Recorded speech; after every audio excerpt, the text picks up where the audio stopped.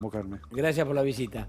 En La Nación Más. Nosotros vamos a seguir con... ¿Está ya el intendente de Río Tercero?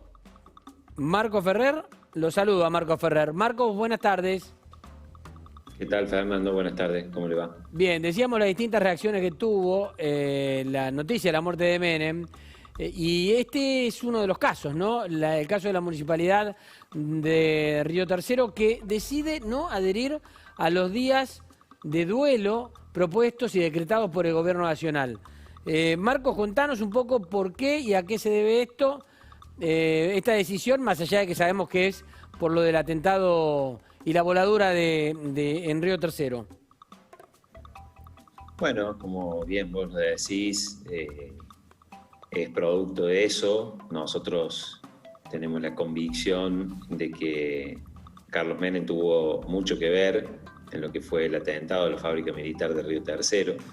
De hecho, estaba pronto a ser juzgado, el 24 de febrero se tenía que presentar y estaba sindicado como coautor responsable de estrago doloso en la causa de la voladura de la fábrica militar. Pero además en las condenas previas que se han hecho por este juicio a funcionarios de menor rango, en los fundamentos de la sentencia se hacía hincapié en que el móvil para volar la fábrica militar fue el ocultamiento de pruebas de la venta de armas a Croacia y Ecuador, causa que también lo tiene a él como actor principal, ¿no? Entonces, evidentemente, Río Tercero no tiene nada de qué acongojarse en este sentido, más allá de que respetamos el dolor de la familia y respetamos el duelo nacional impuesto porque fue un presidente constitucional.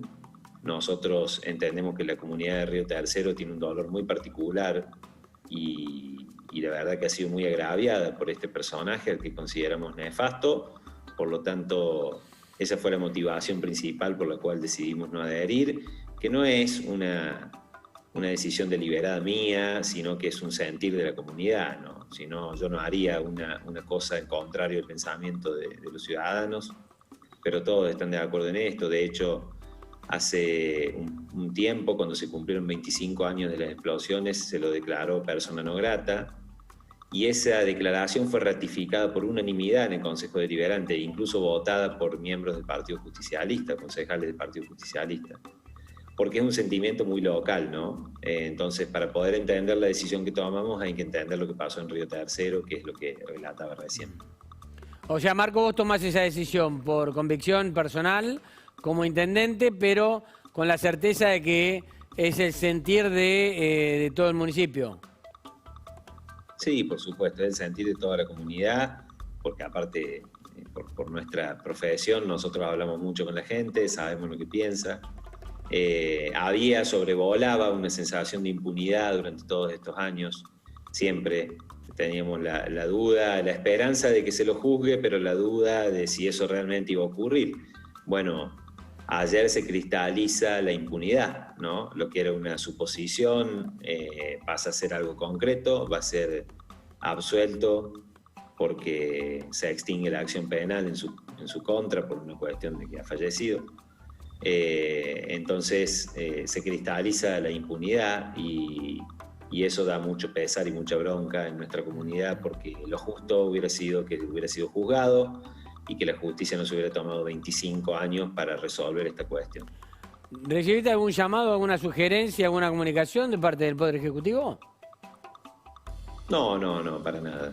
He recibido alguna crítica del ex presidente Duhalde y del hermano de Carlos Menem.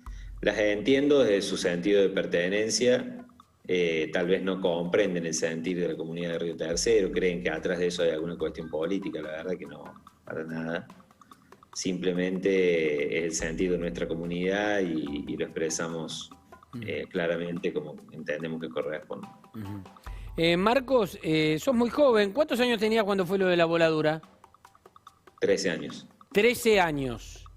¿Y estabas viviendo en Río Tercero? Sí, efectivamente, yo vivía en Río Tercero. ¿Cómo lo viviste? Contanos.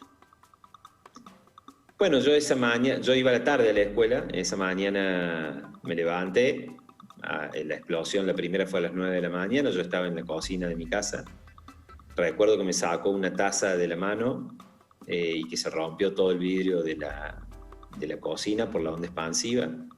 Salimos con mi hermana, eso era en un primer piso, entonces salimos con mi hermana a una terraza que teníamos y ahí vimos el hongo, sin comprender bien qué es lo que había explotado, porque no teníamos claro en ese momento qué estaba pasando.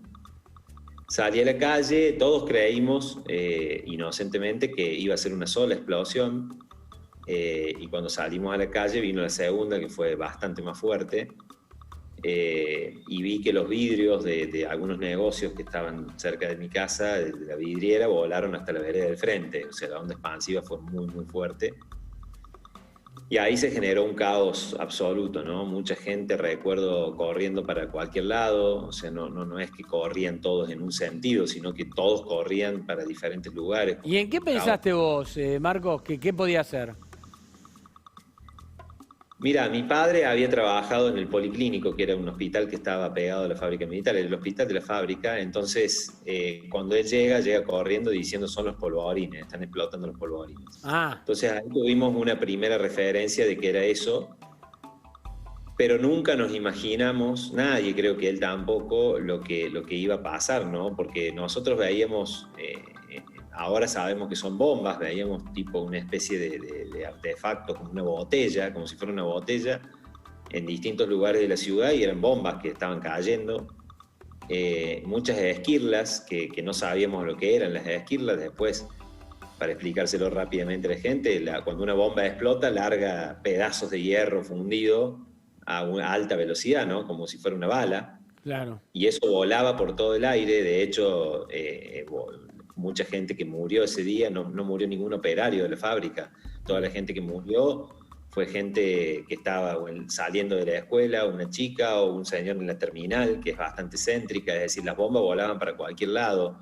Todos estábamos de alguna manera sometidos al riesgo. Algunos tuvimos suerte y otros lamentablemente no la tuvieron, pero las muertes se produjeron por eso. Bombas que alcanzaron a personas o esquirlas de esas bombas que golpeaban a cada uno de esas víctimas, ¿no? Entonces fue un escenario, como si fuera un escenario de guerra. ¿No? Claro, de un bombardeo.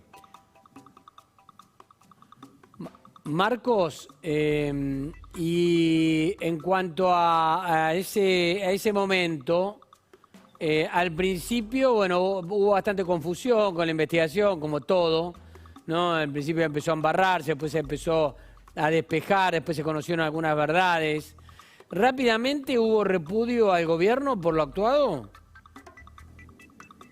En una primera instancia no, porque en el conjunto de la comunidad no imaginaba que podía ser un atentado. Todos imaginaban que era producto de un accidente. Cuando empieza a transcurrir la investigación y se empieza a probar en diferentes instancias del juicio que era imposible que el trotil explotara si no era detonado por algún motivo mecánico, empezamos a entender que había pasado algo más, ¿no? y que esta cuestión encerraba algo oscuro. Se produce la explosión del 24 de noviembre. El 24 de noviembre vuelven a explotar todas las bombas que se habían guardado, se habían recopilado, digamos, después de las primeras explosiones, porque evidentemente quedaba prueba todavía por borrar, ¿no? Entonces se volvió a volar todo. Imagínate que en una sociedad traumada por la explosión del 3 de noviembre, donde todos habíamos quedado sobresaltados, vuelva a explotar todo. Era una cosa insólita. Claro. Y ahí ya se empieza a desentramar la historia verdadera, donde se empieza todo el mundo a dar cuenta de que algo raro había pasado, de que se estaba intentando ocultar algo. Con el tiempo, Ana Gritti, que fue la que llevó adelante la lucha y fue la querellante principal de la causa, logró demostrar que no había sido un accidente, que había sido un hecho intencional. Se obtuvo la condena de una serie de funcionarios de menor rango, pero en la condena queda establecido que el móvil de la explosión había sido justamente ocultar las pruebas de la venta de armas, ¿no? Entonces ahí quedó involucrado directamente todo el gobierno, claro. Porque obviamente habían tenido participación o al menos conocimiento de lo que estaba ocurriendo. La verdad que al principio nos costaba entenderlo para todos. De hecho, el presidente Menem llega a Río Tercero horas después de las primeras explosiones y le dice a los periodistas: ustedes tienen la obligación de decir que esto fue un accidente. Cuando habían pasado horas, no había forma de saberlo. Todavía que había pasado, claro. Y, Marcos, hubo 7 muertos, creo, ¿no? Sí, fueron 7. Pero sí. hubo casi como 300 heridos, creo, ¿no? Si no mal no recuerdo. La pregunta Sí. que te hago es, ¿tuviste algún familiar, amigo directo involucrado? Mira, lo que yo más viví fue mi escuela, era la más cercana a la fábrica. Yo vivía un poco más alejado, pero iba a esa escuela, entonces todos mis compañeros, la mayoría vivía en el barrio Claro. aledaño. Y bueno, en esa época no había celulares, obviamente, ni WhatsApp, ni nada, los perdí de vista y creo que un mes después pude saber qué era de la vida de cada uno. Muchos perdieron la casa, una cantidad bastante importante de compañeros de escuela perdió la casa. Algunos recuerdo muy compungidos porque a algunos les había matado el perro, muchos perros Claro. murieron en esa época porque bueno, estaban encerrados en el patio y llovían las esquirlas, las bombas. Tuvimos que terminar la escuela en ese momento primaria en otro establecimiento distinto porque el nuestro quedó destruido completamente. Algunos compañeros ni siquiera pudieron terminar la escuela. Por suerte no tuve dentro de mi grupo de conocidos, amigos, ningún fallecido. Sí, algunos casos cercanos de personas que por el tamaño de nuestra ciudad nos conocíamos prácticamente todos, que uno las tenía medianamente referenciadas, pero no la conocía directamente. Y bueno, fueron momentos dolorosos, ¿no? Porque de una forma u otra uno había estado involucrado.